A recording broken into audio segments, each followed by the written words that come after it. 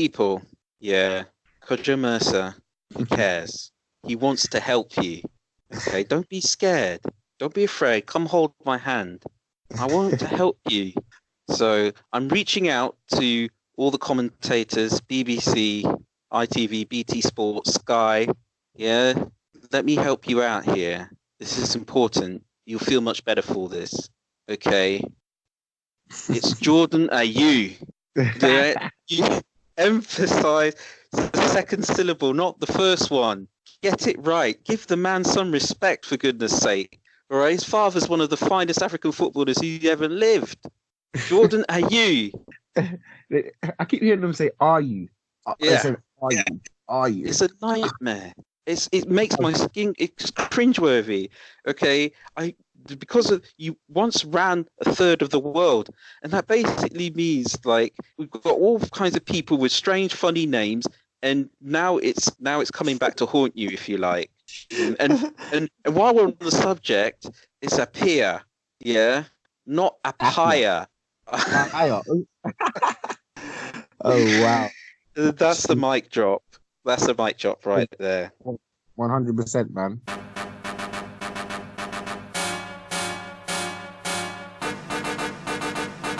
You're all about to witness a monumental throwdown.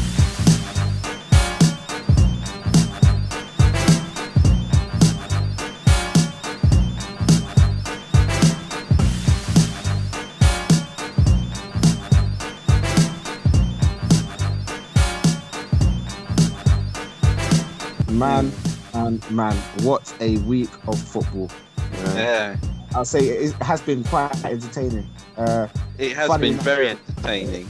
Okay, for the uninitiated, this is FPL Bros episode 3. We are recording on Sunday, 15th of September, and it's game week 5, but it's not quite finished yet. I think there's one game left, and that's West Ham. Yeah, Monday night football. Tuesday, West Ham and Villa versus West Ham tomorrow. But we've already had 9 fixtures, and like you said, what a weekend it's been. Villa West Ham, the claret and blue derby, basically, isn't it? If you want to call it. Oh no, it's what it is. It's a derby it's the David Cameron derby, isn't it? Oh yeah. I'm not going to say they're both of the most exciting teams, but let's see what happens there. Will you be tuning in? I'll try to, definitely. And you're not going to tune in. No way, I'm not tuning in to Villa versus West Ham. I'm sorry. I hope there's some kind of like highlights. I'll watch that. I'll watch the highlights. Okay. Yeah. But well, yeah, I'm trying to watch more football this season because sometimes it helps. But to be honest, I don't know. Anyway, shall we get into it? Unfortunately, of course. Derek can't join us today, so it's just your boy Kajo and James. But don't worry, we'll keep you warm. We've got you guys today.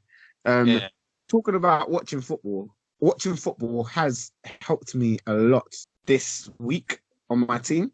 Yeah. So what I did notice, I noticed the play of Chelsea. I felt like Chelsea they had Spurs in the game when they were playing. Every team they were playing, they had Spurs in the game where they were completely dominating. And if they could keep that intensity up for a whole entire game, Chelsea were going to start winning. I think that start comes to pass at this moment in time. Mason Mount, Tammy Abraham, they look amazing. They look really, really. I knew that once this team's, and Lampard gives them a lot of confidence as well because he grew up like they grew up. Yeah. So I feel like he's boosted them in the right way, and he's giving them the right kind of mentality, and it's really shocking. So I thought that putting Tammy Abraham in my team would be a smart thing for me to. Yeah, see, you're so smug. The smugness. All right, we might as well get this out of the way. Okay, again, it's an FPL show, so we've got to come clean and explain how we did. I am doing horrendously. I'm on 37 points. That's -4, so that's actually 33 points. And again, I got my captaincy pick wrong.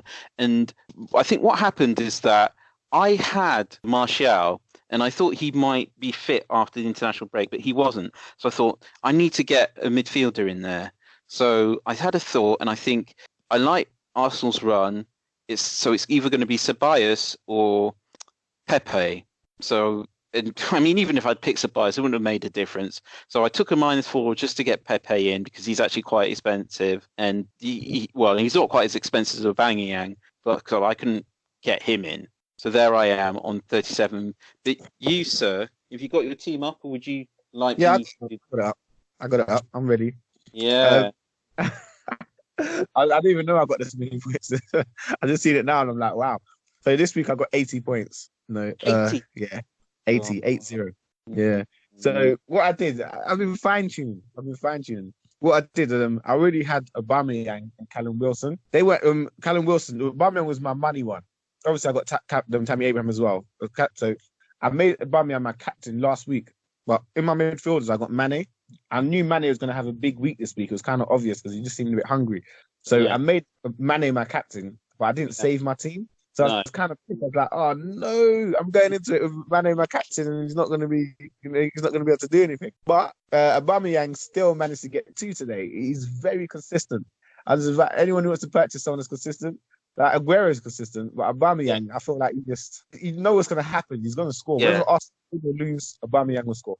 Well, see, that's the thing. You keep him, and you know the points are going to come in, and it's just a case of whether you want to spend that much money up front, because it's hard to have a team with Sterling, Salah, and Aubameyang in it if you're going to have a Liverpool defender as well, which, let's face it, most of us have got. Because I can see you don't have Sterling in your team. No. No. I missed it by not getting him at the start of the season because he was so expensive. Yes, he is expensive. It's true. So yeah, again, it's about where you spend the money. And, a lot of people are like, oh, Sterling, you've actually got to have him. But if you don't have him, there's lots of stuff you could do with the money, which we're starting to see now. So anyway, congratulations. I dare say you're going to be climbing up the rankings now. Yeah. No, you've done all right there. Yeah. So it's time to start listening to James instead of me or Derek. Yeah. So pressure's all on you, my friend. All right. I'm carrying these nationals. Yeah. So who looked good? Who looked bad? Okay. What I watched Portugal. I watched England. Yeah. Who else I watched? I watched a couple other games. I can't remember. I think I watched the Dutch games as well against Germany. Yeah. On a side note, João Felix. Oh my gosh, that guy. He's going to be special. But I really respected the link up between Ronaldo and Bernardo Silva. Okay. Bernardo Silva was absolutely insane. They looked amazing. The passes were amazing. The shots. Yeah. Okay. Then also England, Sterling just looked amazing. I wouldn't say the level of competition they were playing was that high. No. But he looked very, very good. Look, let's be honest. England have had problems with this kind of thing before, haven't they? And for whatever reason it is, we can go into it. Okay, I mean it's a whole different podcast. The kind of problems that England have had in the past, but I just want to say this. Obviously, there was a lot of talk about how bad the defense was because did they concede 3 goals against Kosovo? Yeah. Well, look. My response to that is that you can't have it all, because there was a time when they would have kept a clean sheet against Kosovo, but it would have taken them 89 minutes to score a goal, So this is how I see it. Yeah, Southgate. It's obvious to Southgate that he wants the players to pass, and he wants them to pass out from the back in particular. Okay, he's got a particular style of play. There's an emphasis of attacking. There's an emphasis of pouring forward in numbers, but there's an emphasis of building up the play and using the defenders and the goalkeeper as a part of a proper passing game. So you're not going to have it all, okay? But you need to get the players playing that way. You need them to buy into that mentality, and they're going to make mistakes, okay? But in Southgate, it said so himself. They are going to make mistakes, but they have to get used to it, okay? Because these players, they're getting paid hundreds of thousands of pounds to do this, okay? So they need to do it, and you've got to put that expectation of them. There's no point in saying, "Oh, let's not bother to pay out of the back because they can't do it." No, you say to them, "You will pay out of the back because you can do it. You're a professional footballer, for God's sake." And so to me, I'm happy to see them concede goals against Kosovo because they still score 5 of them. They still won the game, and it's all very well saying, "Oh, the bigger teams are going to rip them apart at the back. But even when England were good defensively, they still got ripped apart by bigger teams. Now the bigger teams are going to be worried about England going forwards. Yeah. I think that is the key. I completely agree with that. And I will say one thing as well. This is, I don't know if this is an unpopular opinion, but I'm of the belief that football is mainly to entertain. It's all good and well, like just trying to scrape through victories. But if you can play entertaining, people want to play, players will want to play more, firstly. And secondly, you just get more support, and getting more support also like puts a lot more fire in how the players want to, it just makes the players feel better. So it practices time in football.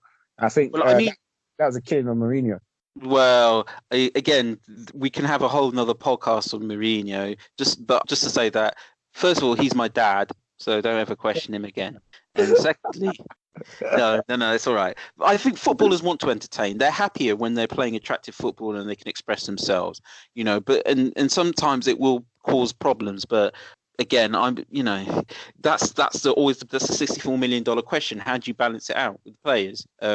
But Sterling looked good to me. He's hit a rich vein of form. Unfortunately, he didn't quite bring it to his game against Norwich.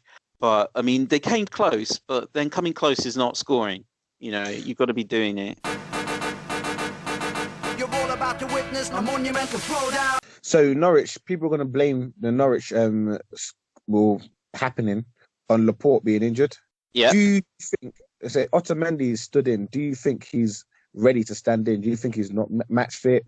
Do you think I have to admit, I thought that all that talk about Laporte being injured was a lot of rah-rah talk. And I will readily admit that I was wrong. My thinking was Pep Guardiola, I don't think he signed Otamendi, but he signed Stones, And so he's got defenders in the team who he clearly thinks can play his style of football, So I thought he'd be fine. The thing about Man City is that they don't defend as such; they just keep the ball. They keep the ball, so you can't score if you don't have the ball. So it's not like they have to defend. So I just thought that look, it's the same team. They still got Edison in goal. They still got everybody else on the pitch who can keep the ball. They'll be fine. But I have to admit I was wrong. And so my answer to that question is Otamendi, if I'm being generous to him, he looks hella rusty. But it's just possible that he's not up to the standard of Laporte. And sometimes one man can make a difference. Where was that from? You're not old enough to remember Knight Rider, are you? I know it, but I don't know enough about it. Okay. That's for all the oldies out there. One man can make a difference. And in this case, it's Laporte. I feel it was so important in the signing. It was such an important signing. And now that they have the company would have been a very, very good backup for them. But he's not around, so therefore this is the situation they're stuck in. Once they got rid of the company, they're going to be in this situation. I believe that the only reason why they won the league over Liverpool last season was because of Vince. I think Vince's company was the difference. I think you've got to take the whole picture. I think everything just went right for them where it had to. But you're right. It helps if you. You can't win the title unless you've effectively got two first 11 players, can you? Two sets of first 11 players, and they pretty much had that. So who knows? Now maybe it's time for Man City to break out their youth. Because they spent all that money. You would like to think that they've got some youngsters that they can trust. If Chelsea can do it, hey, Man City should be able to do it. Yeah. Sorry. I think Chelsea are leading on the youth. Well, it's kind of for them. It's a weird situation because let's face it. If it hadn't been for the transfer embargo, there's no way those players would be playing. They would have gone out and spent millions and millions and millions on Dybala, or they might have bought Gareth Bale back. Who knows? In fact, I'm going to say this now. If you want to talk on popular opinions, here's my unpopular opinion. Okay, I'm still not convinced by managers like Solskjaer and Lampard. Okay, I still think that when you're managing big teams, the experience, particularly experience of winning things, is so important. Okay, and obviously Solskjaer, we saw he was at the wheel, but the wheels were falling off. So we all saw that last season. And with Lampard, we're going to see it as well, I'm afraid. Yeah, we saw it in the first game of the season where they got tonked 4-0 by Man United. And when the problems start, I don't know if Lampard's got it in him to solve them. things are going well now. But when Europe kicks in, when the cup competitions kick in, if injuries start to mount up, has he got the man management skills? Has he got a plan B? Has he got a plan C? And then when he finally is allowed to make transfers, is he going to bring the right people in? I'm not convinced. I'm not convinced, and it's going to take a lot of convincing for me to be convinced. That's poetry for you. It's true. No, I'll tell you one thing. Yeah, I agree with you about Solskjaer. Yeah. Yeah. Not about Lampard. Mm. The reason why I say that about Solskjaer is because Solskjaer usually always starts off, like even with Mold, he started off winning, and with the team that he was winning with, they start off winning, and they don't decrease much, if that makes sense. They don't decrease much. So with Man United, he starts off high, and he starts to decrease a little bit, maybe win here and there. But like he's very nervous and he's very desperate to impress, and he feels like he's on the back foot the whole entire time. Yeah. Mm. With Lampard, this guy actually believes in himself. Like he believes in him. If you think about the competitions that Lampard has won, he's won everything apart from the World Cup. He's won everything. Do you know what I mean? This guy literally won everything. That's that old fallacy. I'm sorry, good players rarely make good managers. Look at Zidane. Well, look at Zidane. Look at the team that he had to manage. Okay, yeah, but I could have won the Champions League managing that team, for goodness' sake. No, but anyway, look. Let's see what else we've got here. All right, Arsenal and Spurs. Yeah, they've both got good runs of fixtures coming up. I will qualify this. I actually think Arsenal's run of fixtures is a hell of a lot better than Spurs is. So let me break it down. With Arsenal, their next 8 or 9 fixtures: Villa. Then you've got Man United, but that's not necessarily a hard fixture these days.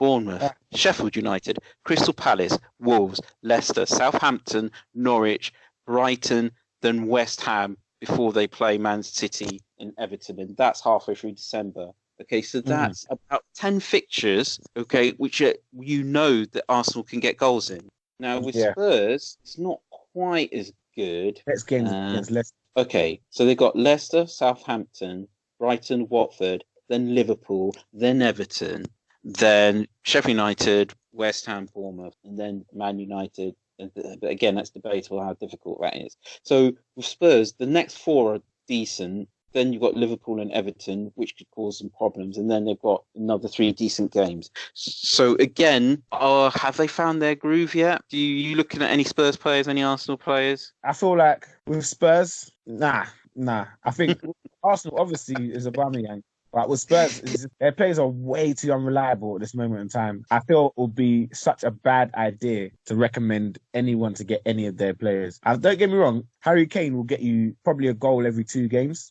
Oh, yeah. I'm not so sure about that. I think we've seen the last. I think we've seen the last of the 25 goals season Kane. I think he will get double figures. Yeah, he'll get. I think he's the same thing that started to happen to Michael Owen is happening to him. If not, it's already happened. But carry on. I think when it comes to Christmas, depending on the team they play Lucas Moura, and who I think that they're not being good with him at all, man. They need to give him a bit more game time. Yeah, so as well documented. Yes. Yep. If they play him and they play even Lamella, on one side, or they got who else have they got who else are they playing as wingers right now? They've got wingers. Lamella and Moura, and they've got and then in attacking midfield you've got Son and Eriksen, and then Son. I'll put Son. But the thing about if they play those 2 with Kane, I believe that Kane could get more goals with those 2 playing next to him. But I think that Kane, because everybody knows how good he is, he draws a lot of the defence of the opposing team now. And because somebody said that if you watch Spurs, Son and Moura, when he's playing, they're often in a more advanced position than Kane is. Now, I haven't seen any heat maps, but I can well believe that being true. And, sometimes if a player is good, you only really know how good they are if they stay good for like 2 or 3 seasons. Because if they're good, then everybody notices and they start doubling up on you, Yeah. Sorry, carry on. I'm listening. With Kane, I don't know if he can handle all the attention that he's getting. And he's good enough to handle it in that he might get you 15, 18 goals. but I don't know if we can return to the heady heights of 26 goals. I don't think he's going to get that much. I think he might get 20. And the reason why I'm saying... the question is, go on. Mm-hmm. If you see his England performance over the weekend, over like international break, he's able to he's changing his game a bit. He's a bit more sly. He's able to sneak into the good positions to try and nick one in. So the moment you start to think, you know what, Lucas and Son are the problem. He's going to stand somewhere where he's going to receive he'll stand in the perfect position to receive a ball that he'll put away. And he doesn't really need that many touches to score. He doesn't need that much space. No, it's true. Okay, look, here's the big problem with Harry Kane from a fantasy Premier League point of view. Okay, the problem with Kane is that he's not predictable. And the big part of being able to play fantasy Premier League well is to be able to predict what's going to happen. So you will captain Kane, against, say, Cardiff, or you'll captain him against Norwich, and he won't score and he'll get a yellow card, and that's like 1 point. And then you play him, or you might even bench him against Man City, and he gets 2 goals, or 2 goals against Liverpool and an assist. And that just drives you mental. You know, you spend all that money on the guy in Premier League. I think he's worth 11 million. You've got to be able to know when to captain him and when to play him and when to leave him on the bench. And that's the problem with Kane. He's infuriating. He will score goals, but he won't necessarily score them and do well when you expect him to. And I can't be doing with that stress. Okay, I don't have very much hair, but what I do have of it will be gone if I sign Kane and he does that to me. To witness a monumental throwdown. Anyway, so Aubameyang, that's a good shout. Kane, nah. Son, if you can get him in, I think definitely. And I've always rated Son from day one. And but the rest of them, I mean, I'm not so sure. Sorry, everybody knows how good Son is now. That people are not just leaving him. People are really like he's getting marked a lot as well. So but I mean, he's quick and he's skillful, and he showed that against who did they just play? Crystal Palace. Yeah, the first goal against Palace, that was just a thing to behold. Yeah, cut inside one defender. Everybody thought he was going for the far corner. And then he just slid it into the near one. Unstoppable. Terrific player. Sorry? He's a terrific player. Yeah. We never really got into Pepe in the last episode. Yeah. What do you think about him? Because I've got him in my team now, and I'm expecting big things because he was in there as a replacement for Martial. I think Pepe is not as good. He's good, but he's not ready for the Premier League. It will take him a while to get used to the Premier League. And even when he gets used to the Premier League, I don't think he's going to be like unreal or anything like that. I think he's just going to be a very good player that's going to complement the players that he's playing with. He's going Obviously, I'm going to back myself here. Every season, this is the rule by which I live playing Premier League, Fantasy Premier League. Every season, there's somebody who comes into the Premier League for the first time who just smashes it. And remember, Aguero was one, Torres was one, Diego Costa was one. Every season, there's somebody who has their first season in the Premier League, usually comes for a lot of money, has done really well in another league, and they just smash it. This season, I'm hoping it's going to be Pepe. And with the 10 games that I just mentioned, including Manchester United, I'm expecting big things of that boy. So I'm betting my team and my ranking on it. There you go. All right, then. Okay. I'm gonna give my one. I think it's going to be Pulisic. All right. Yeah, I think Pulisic. Once he gets playing, people are going to see a lot from that guy. I think we've got going. So that's why Chelsea. I'm giving Chelsea a lot of props here, but I think once Pulisic starts to go, people will see he's going to be a bit dangerous. Okay. Well, I mean, they said they had something with Hazard about him. We will see. I mean, they won 5-2 today, and he didn't get any points. So make of that what you will. Quickly, I just wanted to touch on Wesley because, he's somebody else who, I think he's Brazilian. He was also obviously brought in to do a job. He's the striker at Villa, and he got a lot of flack for the first 2 or 3 games. But then he absolutely destroyed Everton. I don't know if you've got any thoughts on him at all. I actually don't have either, so I'm going to hand over to you on that one. I'll be honest with you. I don't know much about him. I don't believe in. I think Villa right now this season, I think they're gonna struggle. I think of all teams, there's any team in the Premier League right now who I would fancy to play like immediately. The number 1 team would be Villa. You're right. When you look at the promoted teams, I think out of all 3 of them, they're probably the most likely to go down. Yeah. Yeah. Yeah, Which is it's which is a shame, really, when you think about how they're established. But again, I just want to talk about this guy, Grealish, and obviously we've had him rammed down our throats for 3, 4, 5 years now. What is he yeah. doing? What is he doing? I mean, people talk about him like he's the next Gascoigne. Really? Really? What is he doing? I think he's quite good. I'll be honest with you. I actually honestly think he's quite good. But the thing is, like, he's back in the Premier League. Is very different. Yeah, so he's gonna have to, sorry for the pun, pull his socks up and really, and really, what do you call it? And really, like, you know. Okay, here's my conclusion on Grealish. Okay, and on the pitch terms, because I'm not saying he's as crazy as this guy off the pitch, but on the pitch terms, he's just Ravel Morrison. He's got bags and bags and bags of promise and talent, which occasionally signs, but I don't think it's going to go anywhere. And if you get him for your FPL team, then you need a slap, because he's not going to get. He's a more like, he assists the assister. You ever heard that phrase? Yeah. So basically, that means he's good for your team in real life, but for your fantasy Premier League team, he's worthless. So I completely agree. Yeah, so he's a lemon herb favourite, and that's my takedown of him. Make of that what you will. If he's cheap, get him. If he's cheap, but if he's not cheap, not cheap. There's better cheap players. Todd Cantwell, Chris Lundstrom, Den Donker. You know, they're all better than him. If you want to save money, and you know, just leave it out. Okay, it ain't happening. Okay, you're right. You're gonna have to look somewhere else for the next Gascoigne, because it's not that kid. I'm sorry.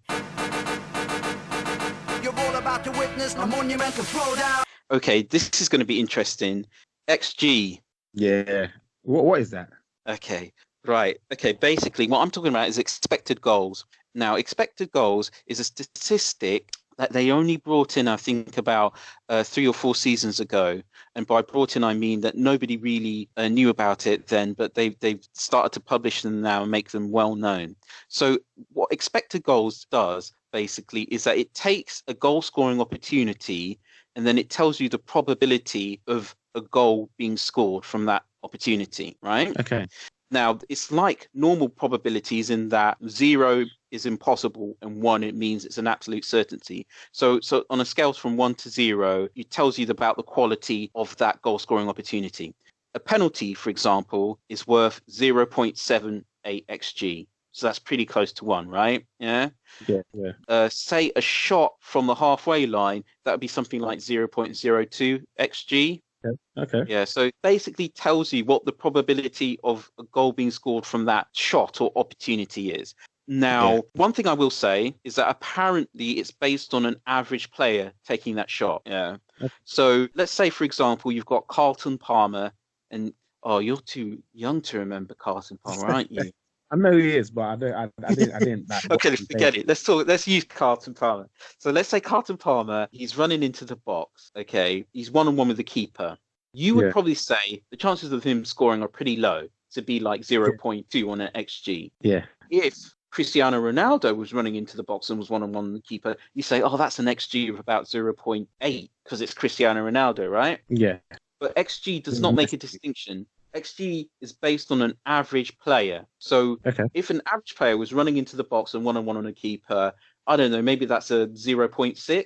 Mm-hmm. So is this making any sense so far? Yeah, it does.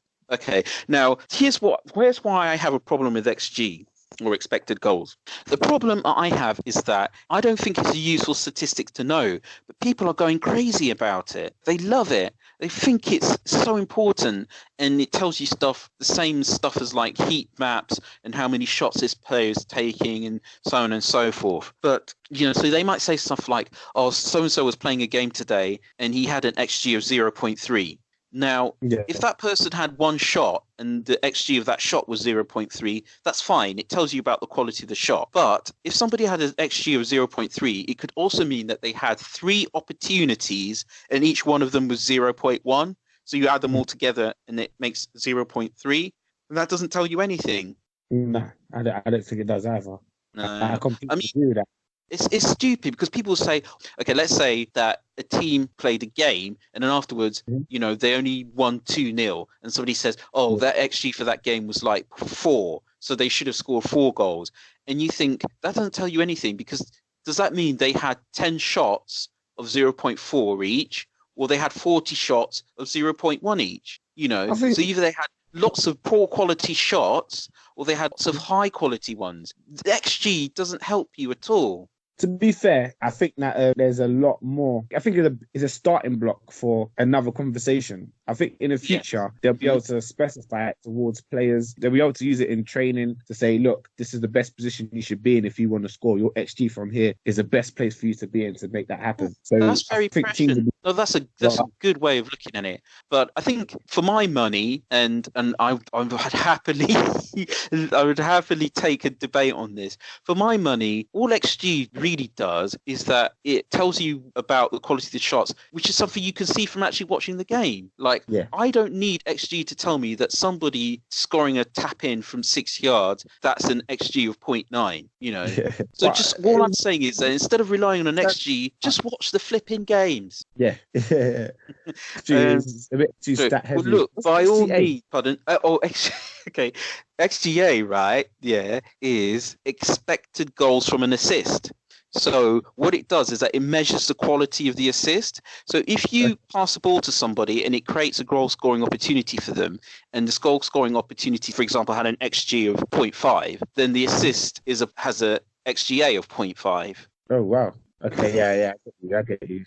Yeah. But anyway, I was finning to have a good rant there, getting myself all peed up for it, and instead I had to explain what it meant to you. Yeah. Never mind. Next week we can argue about it. I don't think it will catch on. I honestly don't think it will catch on. We'll see anyway. People use it already. People use it already, and what I'm saying is that they're kidding themselves if they think it helps them. That's all I'm saying. You can use it if you want, but it's not telling you the whole story. That's all. That's all. Okay, I briefly alluded to the fact that Liverpool's run might be harder than Spurs and Arsenal. Is it, though? I don't know Liverpool's run at this moment in time in the next few games. Let me check it right now. What's happening? Ooh, so the next game... Okay, so they've got Chelsea, Sheffield United and Leicester, then Man United, Spurs, Aston Villa, then Man City.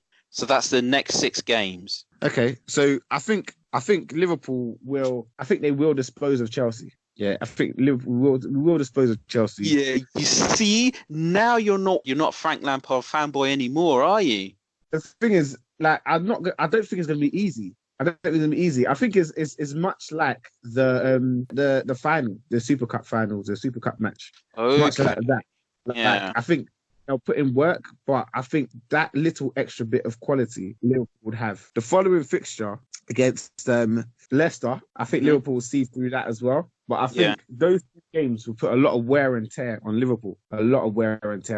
So after that, Liverpool's next fixture is against United. I think United will have a great chance of beating Liverpool in that game.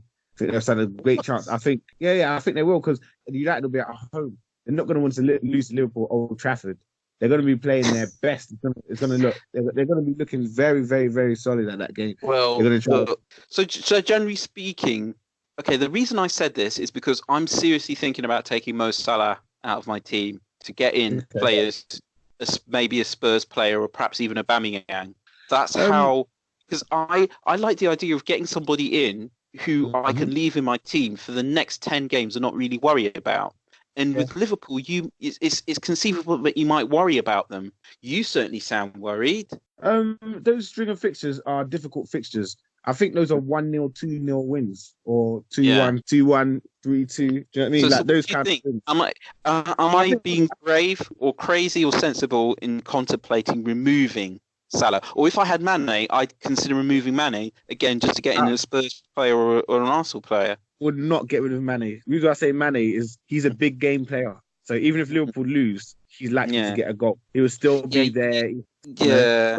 Salah has to be the man. So if Liverpool lose, it's likely he might not score. Okay, but I will say this. Last season, during the run-in, I got Mane for like the last 10 games or so. And there were quite a few games where Liverpool absolutely spanked the opposition and he didn't do anything. So, I mean, I respect your opinion and all the rest of it, but the thing about owning players like Mane or Salah is that you've got to own them for the whole season. And that's how you reap the benefits. But the thing is, if you look at it right now, like I don't know how much Mane costs, but it's quite likely that Mane might cost more than Salah at this moment in time. No, he doesn't. There's like a price difference of about $1 million, give or take. Okay, well, that $1 million, you can use that to get other players. You might have to do 2 and get somebody else. Well, exactly. No, you've made a very good point there. Going on form, it's true. Going on form, Mane is the guy. His form right now is impeccable. So he looks confident. He looks like the strength every game. Okay, look, the thing is, we know Liverpool are winning games, and I'll just say this one thing: Liverpool, I think they on it, and they have to be on it because they know the slightest slip up, and even though like it's advantage to them now because of City losing to Norwich, they know they've got to keep it up for the whole season. Now, Klopp knows how to do that because he battled it out on 2 fronts last season admirably, and I think he knows how to get the best out of his team every single week. If you think about it, they haven't added anybody to the team. And so the players have done this before. They know how to do it. Yeah. It's not something they don't know how to do. So the players are up to the challenge and they're playing just as good as they did last season. So really and truly, they will be able, they will have the ability to at least that of the run that we just mentioned, 1 or 2 maybe draws. 1 or 2 maybe draws. Okay. You're all about to witness a monumental throwdown. Quickly. What did you want to say about Firmino? So I noticed for years, for a while, I've been saying that Firmino is an outstanding player. I even mentioned in the World Cup that he had to be starting every game. I didn't think Gabriel Jesus should be playing. I thought it should be Firmino out front. Yeah, I like Jesus. Yeah, but if he's gonna play, I think Jesus should be playing on the wings for Brazil. And let Firmino bring him in like he does. How dare you? Ooh, Jesus for number 9. Jesus for number 9. I can't. I really don't think he's number 9 because he shouldn't be. Number 9 for Brazil should always be Firmino. And I was saying that from the World Cup times, and I really believed in this guy. And now everyone is starting to realize, everyone's starting to see what this guy really is about. He's an amazing false 9. I used to say he was the best false 9 ever, but then someone corrected me and they reminded me when Messi was a false 9 for Barcelona in the Guardiola days, and that was the best false 9 playing I've ever seen in my life. So it is Messi, but in terms of who's in form, he is the best false 9 in the world. I've always rated Firmino myself, but obviously, doing all that stuff, you never quite realise how important it is or how good he is until you have it explained to you. And I saw the light with Thierry Henry. He was commentating for BT Sport, I think it was, and he was talking about a back heel layoff that he did for Salah. Yeah. And what he said was this, right? It was amazing. He said, basically, first of all, every single thing he did in setting up that back heel was important and was a mark of a good footballer. And he talked about the way he shifted forward, not 3 yards, not 1 yard, but 2 yards to give him the right amount of space from the defender. And he said if he had shifted too far in front of the defender would have come with him. And if he hadn't shifted enough in front of the defender, he wouldn't have left him enough space. So he had to shift just the right amount of space to make the defender unsure of whether to stay, whether to go. So he does that. Then when the ball came to him and he backheeled it, what he did, I love this bit, right? What he did, is he backheeled it into the ground. And the reason he did that is it caused the ball to bounce up off the turf and over the other defender's leg. Because there was another defender coming in to block the pass. And Firmino knew this. So he said, it's not just a case of doing the backheel, See, this is Firmino. Anybody could do a backheel assist, right? which obviously they can't. But his backheel, he's such a skillful player that you need to backheel it over the defender's leg so that the defender wasn't able to block the pass. It went to Salah and Salah just had to hit it first time and in it went. And after I watched it, I was like, rah. Guy is amazing. He's amazing. And we will see it now. But the thing is, what I would say about that is that it's not like I don't think he plans it per se, if that makes sense.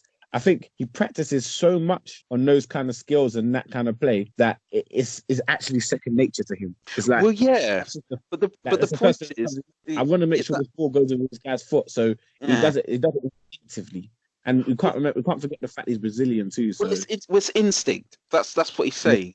Because football gets played so fast, especially in this country, that you don't have time to think. You just have to instinctively know the right thing to do in any given situation. And Firmino did this. Like I said, he knew instinctively the right amount of distance to move away from the defender to give him space, but not to make the defender come with him. And he knew instinctively that if his pass was going to find Salah, it'd have to get knocked into the ground, so that it bounced over the. So yeah, right. He didn't necessarily plan it that way per se, but I still play football, Jays, and like I yeah, have to think about every flipping thing that I'm doing. It's a slog. Mentally, it really takes it out of me, right? But there's some people out there, there's kids out there, they're just going, and they know straight away which way to run, where to knock it past you, when to do a pullback.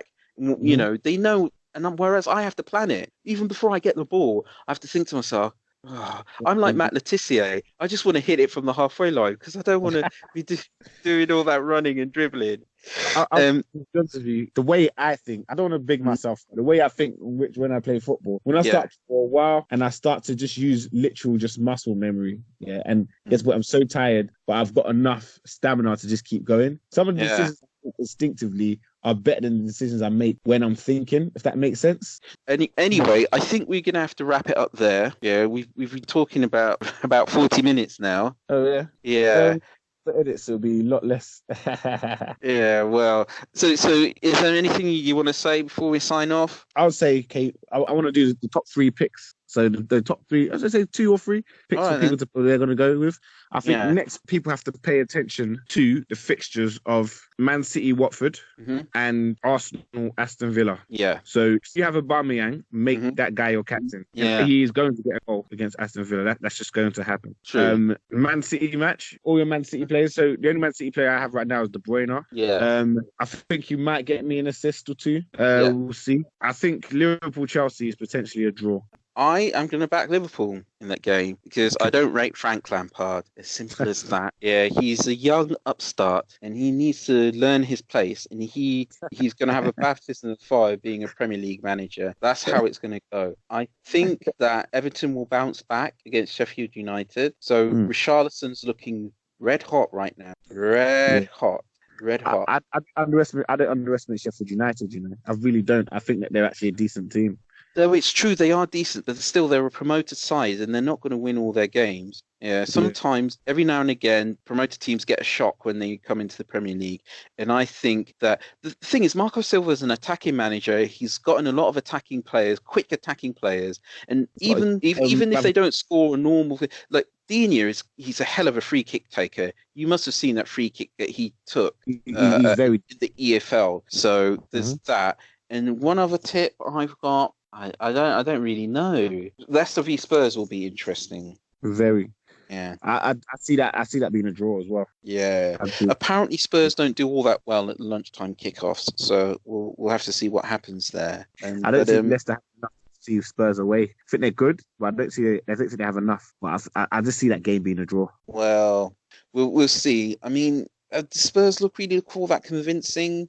I watched a lot of their game against Crystal Palace, and the thing about Crystal Palace is it's obvious that they don't have the quality of players that Spurs does, but Leicester have got quality players. But their defence... What was that? Their defence is enough to hold them at bay. But I would say as well, Bournemouth against Southampton, Callum Wilson or Josh King are very likely to get goals in that game. So I would definitely... I know Southampton are very strong defensively. Not very, but they're strong. They're quite strong defensive. So the manager, Hasenhüttl, he likes to play a really...